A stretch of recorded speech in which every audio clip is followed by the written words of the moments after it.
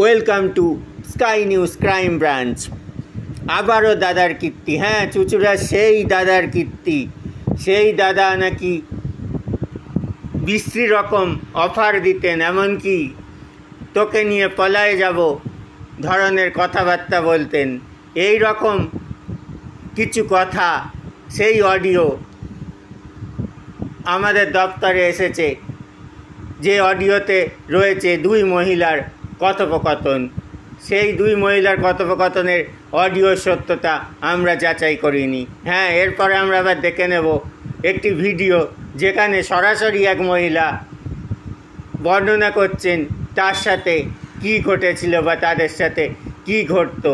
তবে কি এই দাদা শেখ শাহজাহানের ক্ষুদ্র সংস্করণ? তবে সহজেই অনুমেয় যে মহিলাদের ওপর যে নির্যাতন হয় তাদের অনুপ্রেরণা কারা দেয়, আর কারাই বা দিনের বেলা অপরাজিতা বিল নিয়ে উচ্ছ্বাস করে আর রাত্রিবেলা মহিলাদের অশ্লীল মেসেজ করে। দেখতে থাকুন।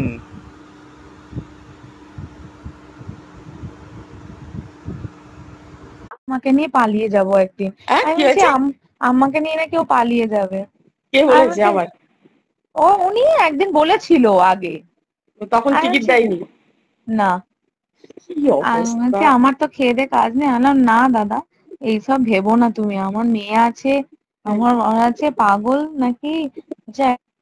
নিয়ে পালিয়েই যাব। তোমাকে নিয়ে পালিয়েই যাব? হ্যাঁ, পালিয়ে যাব। দূর, যে যা বলে বলবে, ছাড়ো তো, তোমাকে নিয়ে পালিয়ে যাবো। ভাবলাম তোমার সাথে পালাবো কেন আমি? আমার মেয়ে নেই। হ্যাঁ, এই বলছি তখন টিকিটের ব্যাপার আসেনি নাকি? না, ও টিকিট দেওয়ার পর, টিকিটের আগেও বলেছে, টিকিট দেওয়ার পরেও বলতো। আমি এই কথাটা একদম গুরুত্ব দিতাম না। আমি ওইসব বললেই আমি কড লাইনে চলে যেতাম। কি অসভ্যতা বলতো, মানে বুড়ো বয়সে। দেবশ্রীকেও তো বলেছে, জিজ্ঞেস করবে। কি বলেছে? পালিয়ে যাবো ওকে নিয়ে। সত্যি করে মনে হয়। আমি একদিন দেবশ্রীকে বলছি, আমাকেও তো এই কথাগুলো বলেছে, তোকে কোনোদিন বলেছে? বউ তো বলছিল হ্যাঁ বলেছে। না, বলছে ওর কাজই হচ্ছে ওইটা, আমার মনে হয়। কি চেষ্টা করেছিল আমাকে নিয়ে নাকি পালিয়ে যাবে। আমি বললাম পাগল নাকি, আমার বাচ্চা আছে, তোমার কি মাথা খারাপ হয়ে গেল? আমি আমার মনে মনে তো বলতে পারতাম না যে বুড়ো হাবড়া, তোমার বয়সটা ভাবো, সেটা তো আর সামনে বলতে পারতাম না। মনে মনে ভাবতাম কি পাগল নাকি, বুড়ো লোক, বাপের থেকে বড়, ওর লজ্জা করে না এসব কথা বলতে? আবার নিজেই বলছে না, তোমার তো একটা বাচ্চা আছে, ভগবানের কাছে আমি তাহলে খুব অপরাধী হয়ে যাব তোমায় নিয়ে পালালে। মরণ যেন মনে হচ্ছে ওর সাথে পালানোর জন্য বসে আছি।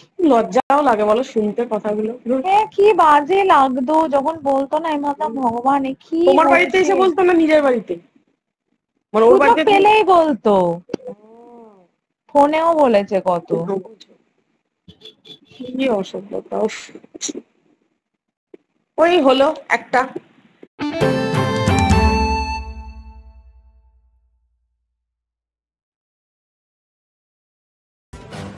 আপনাদের কি অভিযোগ?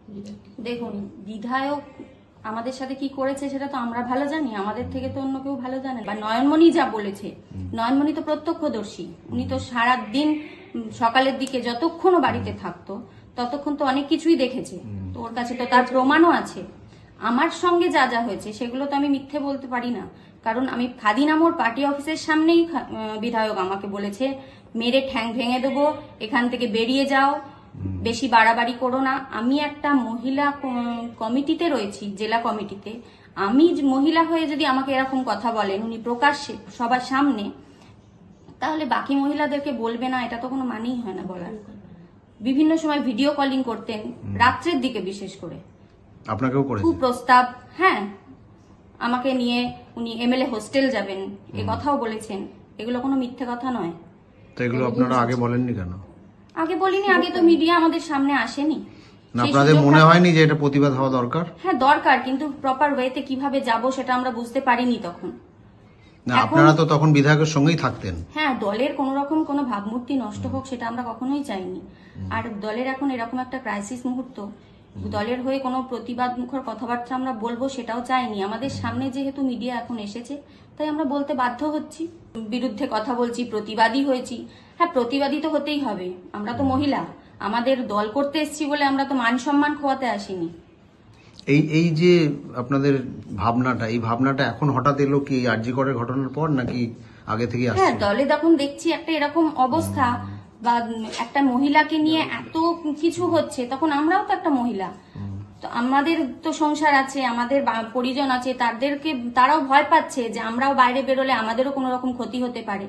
আপনারাও তৃণমূল করেন যারা হ্যাঁ, এখন নিশ্চয়ই যারা আমরা আজকে দলের বলছে- কোনো রকম ভাবমূর্তি নষ্ট হোক আজকে বলছে কখনো যারা, চাই না। তারাও ওই জয়িতা ওরা যেটা বললো, বারবার একটা জিনিস বলছে যে নয়নমণি ওখানে পরিচারিকার কাজ করতো, বিধায়কের বাড়িতে কাজের লোক হিসেবে ছিল, তার জন্য সে পয়সা পেত।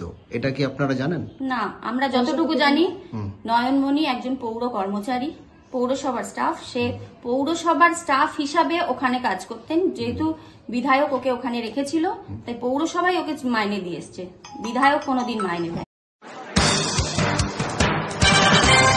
We interrupt what you're watching right now to bring you this exciting story. Your cell phone is actually ringing.